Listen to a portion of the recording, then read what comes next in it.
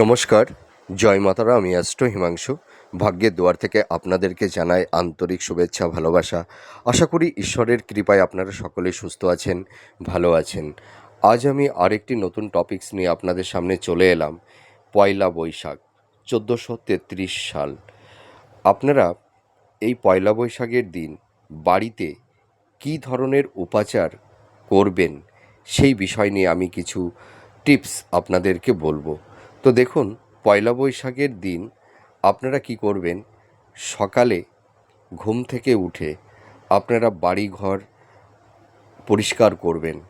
আপনারা কি করবেন, আপনারা জলের সঙ্গে কিছুটা লবণ মিশিয়ে ঘর পরিষ্কার করবেন, ঠিক আছে? এবং আপনারা মোটামুটি 12টার মধ্যে স্নান সেরে নেবেন। তারপরে আপনারা কি করবেন, একটা কাঁসার কোনো ঘটি হোক বা হয়তো স্টিলের কোনো ঘটি হোক, যাই হোক, 1 ঘটি জল ভরবেন।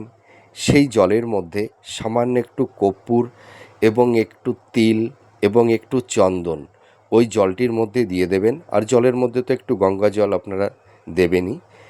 এবার কি করবেন, ওই ঘটির ওপরে 3টি বেলপাতা এবং একটি লাল জবা ফুল দিয়ে আপনারা স্নানের পর পূর্ব দিকে মুখ করে আপনারা সূর্য প্রণাম করবেন। আর সূর্যের যে জপটা আছে, ওং সূর্যায় নমঃ, এইভাবে 3বার আপনারা পাঠ করুন। তারপরে আপনারা ঘরে চলে আসবেন। এরপর কি করবেন, আপনারা যারা ধরুন বাড়িতে এই যে পুরো পয়লা বৈশাখ মাসটা, এই মাসটি আপনারা প্রত্যেক সোমবার এবং বৃহস্পতিবার শিবের অভিষেক করবেন। আপনাদের সকলের বাড়িতে শিবলিঙ্গ আছে। আপনারা কি করবেন, 1 কাপ জল নেবেন। জলের মধ্যে সামান্য একটু গঙ্গা জল, কালো তিল, কর্পূর, মধু, সামান্য একটু টক দই, ঠিক আছে, আর 3টি বেলপাতা শিবলিঙ্গের ওপরে দিয়ে আপনারা অভিষেক করবেন, ঠিক আছে? তাহলে কি হবে জানেন তো, আপনাদের পারিবারিক জীবনে যাদের একটু অশান্তি, সাংসারিক সুখ যাদের একটু বিঘ্নিত হচ্ছে, পরিবারের মধ্যে কোনো সুখ শান্তি থাকছে না, হ্যাঁ, আপনারা এইটা করুন, দেখবেন অনেকটাই আপনারা ভালো ফল পাবেন। আর যখন আপনারা লিঙ্গের ওপরে ওই মিশ্রিত জলটি ঢালবেন, তখন আপনারা একটা জপ পাঠ করবেন, সেটি আমি বলে দিচ্ছি। ওং নমঃ শিবায় মৃত্যুঞ্জয় মহাদেবায় নমঃ। এই জপটি 3বার পাঠ করবেন। তারপর আপনারা কি করবেন, ওং শিবোত্রায় নমঃ, ওং শিবোত্রায় নমঃ, ওং শিবোত্রায় নমঃ, ঠিক আছে?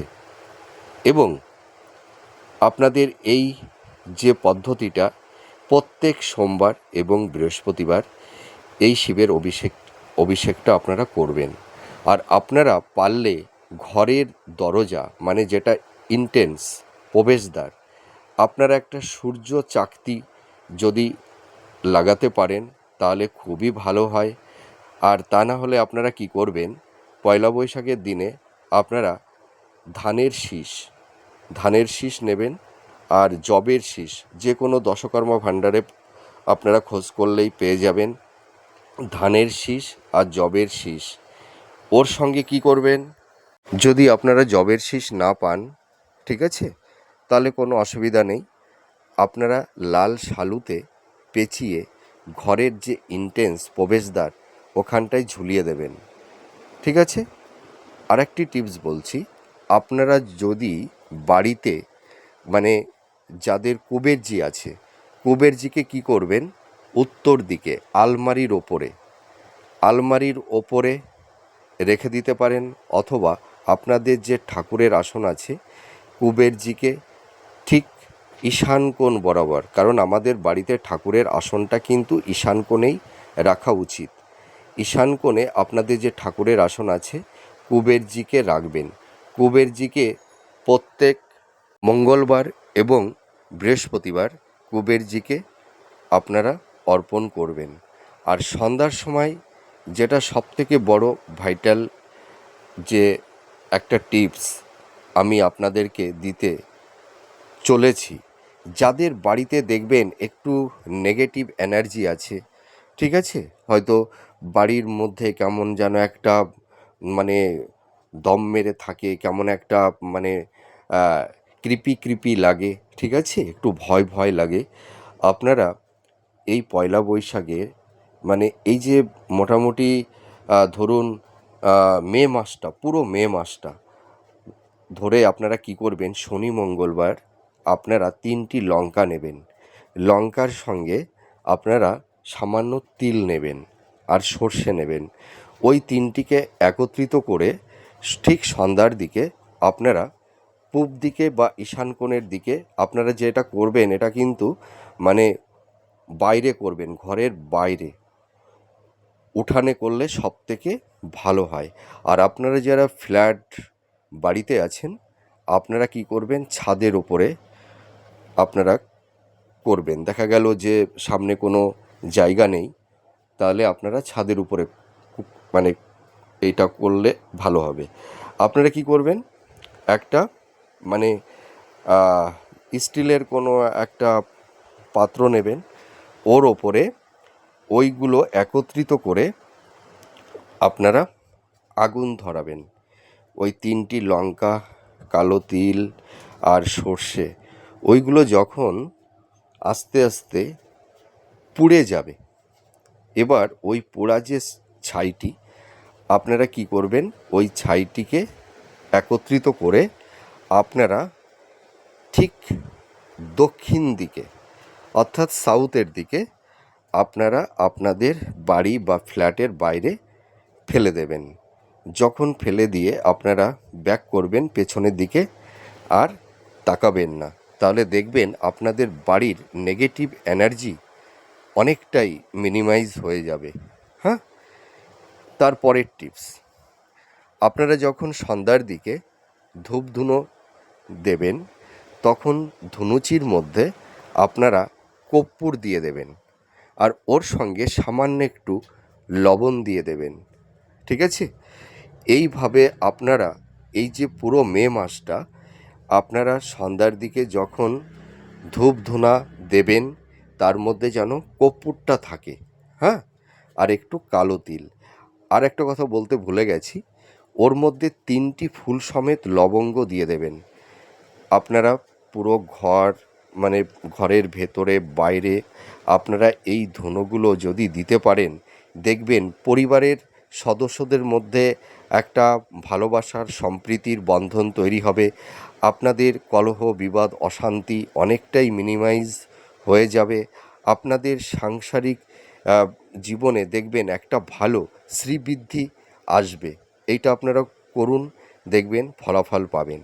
এবার ধরুন স্বামী স্ত্রীর মধ্যে একটু রিলেশনের একটু সমস্যা তৈরি হচ্ছে, আপনারা কি করবেন, যে বেডে আপনারা ঘুমান আপনাদের ঘরে, আপনারা কিন্তু দেখুন বেডরুমটা আগে ভালো মতন করে চয়েস করতে হবে।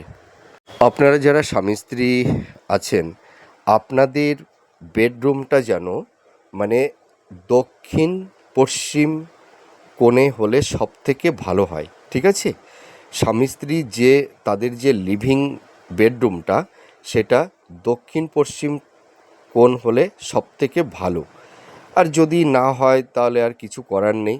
তো আপনারা কি করবেন, আপনাদের যে বেডে আপনারা ঘুমান সেই বেডের নিচেই একটা মোরগের পালক, পালকের ওপরে দেখবেন একটা চাকতির মতন থাকে, ওই চাকতিটিকে কেটে নেবেন। আপনারা যেখানে ঘুমান ওই বেডের নিচেই আপনারা ওই বেডের নিচের দিকে রেখে দেবেন, জাজিমের নিচের দিকে, ঠিক আছে। তাছাড়া কি করবেন, আপনারা একটা বাজার থেকে একটা রূপোর ছোট্ট একটা তাবিজ কিনে নিয়ে আসবেন। সেই তাবিজের মধ্যে কি করবেন, 3টি সর্ষের কালো সর্ষের দানা, ঠিক আছে, তার মধ্যে সামান্য একটু কর্পূর, যেটা মোম কর্পূর হলে হবে না, মিষ্টির দানার মতন যে কর্পূরটা, ওইটা ভালো বড় দশকর্মা ভাণ্ডার বলুন বা ভালো মুদির দোকান বলুন, ওখানে পেয়ে যাবেন, ঠিক আছে। কর্পূর নিয়ে আসবেন, সামান্য ওর মধ্যে সামান্য একটু কর্পূর দিয়ে দেবেন। হ্যাঁ, আর কি করবেন, একটা মোরগের একটা পালক সামান্য একটু ছোটো মতন করে কেটে ওর মধ্যে দিয়ে দেবেন। হ্যাঁ, আর কি করবেন, একটি লবঙ্গের ওপরে যে ফুলটা থাকে সেই ফুলটাকে একটু ডাস্ট করে নেবেন। হ্যাঁ, লবঙ্গের ওপরে যে ফুল থাকে সেই ফুলটিকে ডাস্ট করে ওর মধ্যে পুরে আপনারা যে কোনো মোম দিয়ে আটকে দিয়ে কি করবেন, আপনারা স্বামী বা স্ত্রী যে কোনো একজনার বালিশের ওয়ারের নিচের দিকে রেখে দেবেন। স্বামী বা স্ত্রীর যে কোনো দুটো বালিশের মধ্যে একটি বালিশে রাখলেই হবে। আপনারা এটা করুন, দেখবেন স্বামী স্ত্রীর মধ্যে যে একটা টক্সিক কমপ্লিট আর্গুমেন্ট, হ্যাঁ, একটা মেন্টাল ডিস্টেন্স, ফিজিক্যাল ডিস্টেন্স যে সমস্যাগুলো তৈরি হয়েছে, দেখবেন এটা কিছুটা হলেও মিনিমাইজ হবে। যেহেতু তো এটা টোটকা, ঠিক আছে, তবুও তো কিছুটা তো ভালো থাকতে পারবেন। এইটা আপনারা করবেন। আর একটা টোটকা বলছি, আপনাদের বাড়ির ঠিক পূর্ব দিকে বা ঈশান কোণে আপনারা একটা বেল গাছ রাখলে সব থেকে ভালো হবে। আপনারা একটা বেল গাছ রাখুন, আর ঠিক অগ্নিকোণের দিকে অর্থাৎ দক্ষিণ পূর্ব কোণের দিকে আপনারা একটা অপরাজিতা অর্থাৎ এই নীলকণ্ঠ ফুল, ওই ফুলের গাছ আপনারা যদি লাগাতে পারেন, দেখবেন আপনাদের বাড়িতে কোনো নেগেটিভ ভাইবস প্রবেশ করবে না। অনেকে আছে না কালা জাদু, হ্যাঁ, তন্ত্র, টোটকা অনেক কিছু করে মানুষকে ক্ষতি করবার একটা চেষ্টা করে। তো আপনারা যদি এই গাছগুলো এইভাবে লাগাতে পারেন, তাহলে দেখবেন এই নেগেটিভ এনার্জি থেকে আপনারা সেফ জোনে থাকতে পারবেন। ঠিক আছে, এবার বলি, আপনারা মানে ধরুন আপনাদের আয় উন্নতি ভালো হচ্ছে না, আপনারা প্রচুর উপার্জন করছেন কিন্তু ব্যয়টা বেড়ে যাচ্ছে, তাহলে কি করবেন, আপনারা বাজার থেকে একটু হিং কিনে নিয়ে আসবেন।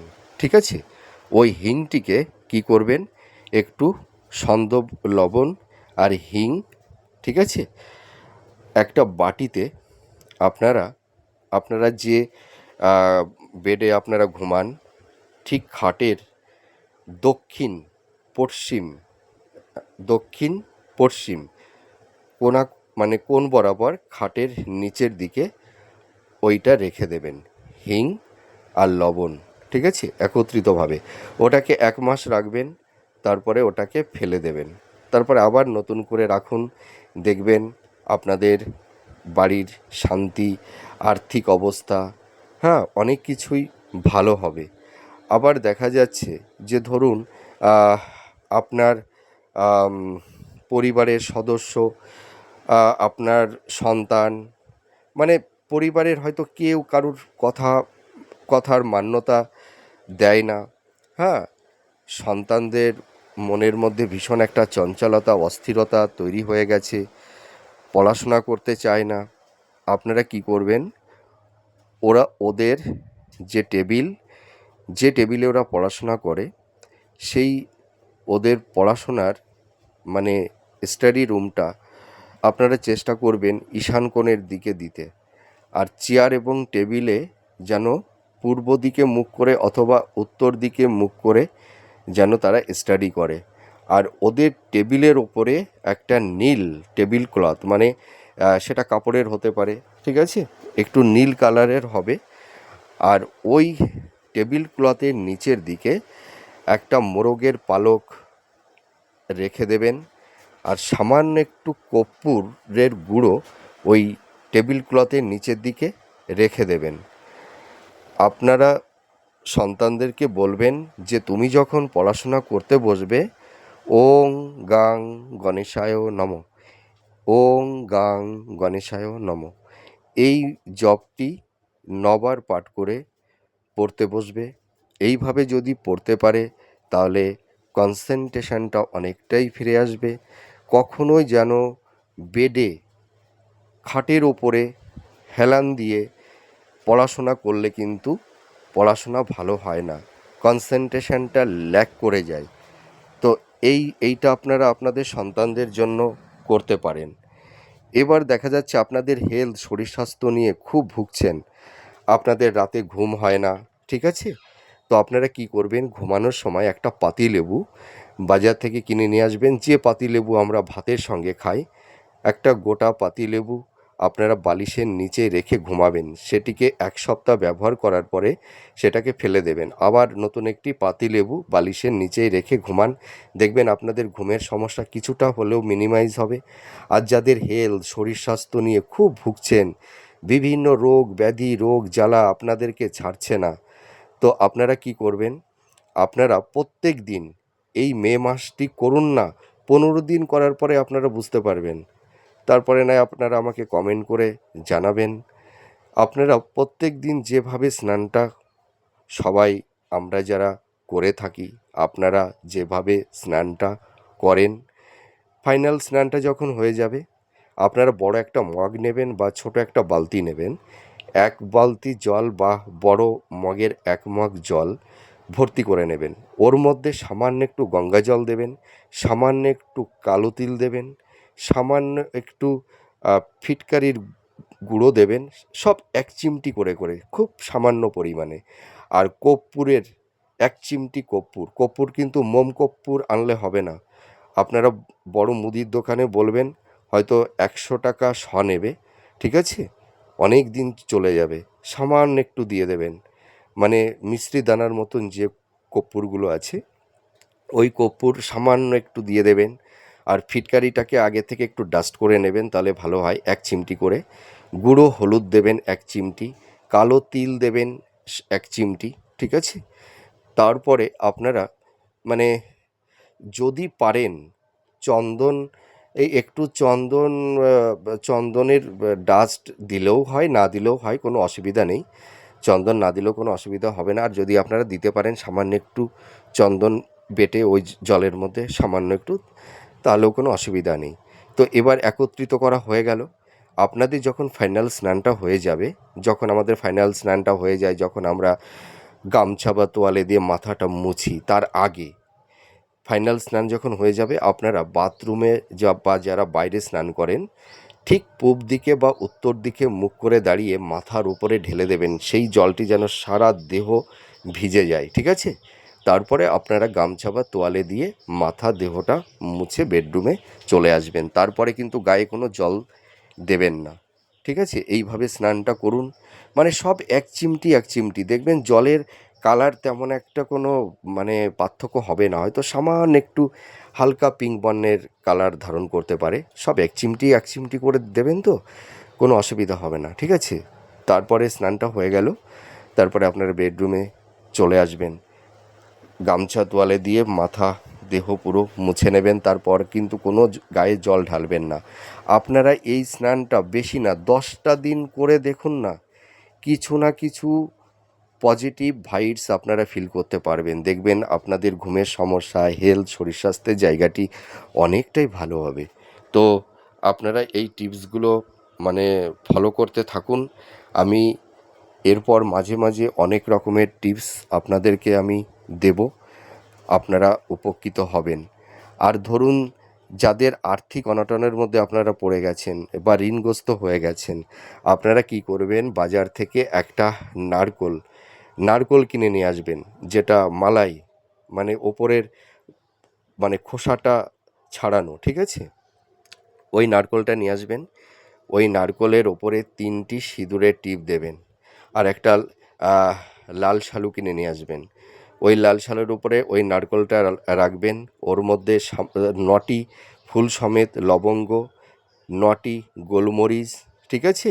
আর একটু কর্পূর, আর একটু ফিটকারি, আর একটু জব ওর মধ্যে একত্রিত করে নারকোলটাকে বেঁধে আপনারা যে কোনো শনি মঙ্গলবার পুকুরের জলেই হোক বা প্রবাহমান নদীর জলেই হোক ওটাকে ভাসিয়ে দিন।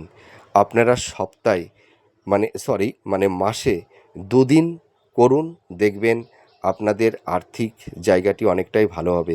যাদের ধরুন বিজনেস ভালো চলছে না, কাস্টমার তেমন নেই, ঠিক আছে, বেচাকিনা কম হচ্ছে, আপনারা যদি দোকানে পাইরাইড রাখতে পারেন, তাহলে দেখবেন আপনাদের বেচাকিনা অনেকটাই বেড়ে যাবে, আপনাদের বিজনেসের জায়গাটি অনেকটাই ভালো হবে। আর পাইরাইড হয়তো সব জায়গায় পাওয়া যায় না, আর অন্য অন্য জায়গা থেকে অনেক সময় নেয়, সেগুলো অনেক সময় ডুপ্লিকেট থাকে। তো আপনাদের যদি যারা বিজনেস করছেন, আপনাদের যদি পাইরাইডের প্রয়োজন হয়, হ্যাঁ, বা কামধনু যদি আমরা গৃহে রাখতে পারি, আমাদের সুখ শান্তি ফিরে আসে, তো পাইরাইট যদি আপনাদের লাগে বা দরকার হয়, আমার সঙ্গে যোগাযোগ করবেন। আমার কাছ থেকে আপনারা সঠিক পাইরাইটটা পেয়ে যাবেন। কামধনুর যন্ত্র বাড়িতে ঝোলালে অনেক কোনো নেগেটিভ এনার্জি আসে না, বাড়িতে সুখ শান্তি সমৃদ্ধি ফিরে আসে। আপনারা যদি বাড়িতে কামধনু রাখতে পারেন, হ্যাঁ, দেখবেন অনেকটাই ভালো হবে। তো যাই হোক, আজ আমি এইটুকু টিপস আপনাদেরকে আমি দিলাম, আপনারা এগুলো পালন করুন। যদি আপনারা একটু উপকৃত হতে পারেন, তাহলে আমার কাছে নিজেকে ভীষণ ভালো লাগবে। তো যাই হোক, আপনারা সুস্থ থাকুন, ভালো থাকুন। নতুন বছর আপনাদের সব দিক দিয়ে শান্তি, হ্যাঁ, পরিবারের পরিজনের মধ্যে সকলের একটা ভালোবাসার হৃদ্রতার বন্ধন তৈরি হোক, ঈশ্বর আপনাদেরকে ভালো রাখুক, সেটাই আমি প্রে করি। আপনারা সকলেই সকলকে নিয়ে ভালো থাকুন, সুস্থ থাকুন। তাহলে আজ আসি, আবার পরবর্তী নেক্সট ভিডিওতে আবার নতুন কোনো টপিকস নিয়ে কথা হবে। নমস্কার, জয় মা তারা।